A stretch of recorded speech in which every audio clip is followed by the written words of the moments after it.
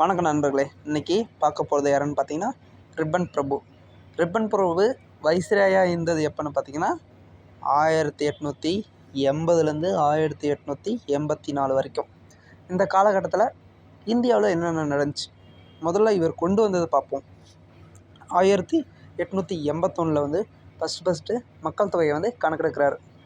First மக்கள் தொகை கணக்கெடுப்பானது இவர் தான் கொண்டு வந்தார். எப்போன்னு பார்த்தீங்கன்னா 1881.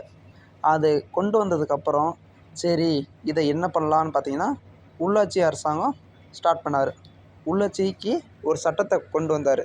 இப்போ நம்ம ஓட்டு போடுறோம் பார்த்தீங்களா, உள்ளாட்சி எலெக்ஷனில் 4 ஓட்டு, அந்த ஓட்டு முறையை கொண்டு வந்தது இவர் தாங்க. சரி, அதுக்கப்புறம் பார்த்திங்கன்னா 1883 ஒன்று கொண்டு வந்திருக்காரு, வில்பட் மசோதா.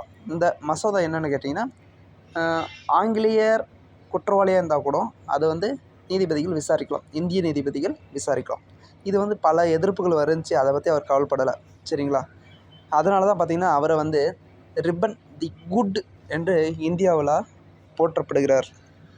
சரி, இதுக்கப்புறம் இன்னொன்று கொண்டு வந்திருக்கார். என்னென்னு கேட்டிங்கன்னா 1881 தொழிற்சாலை சட்டத்தை கொண்டு வந்து குழந்தைகளெல்லாம் பாதுகாத்திருக்காரு.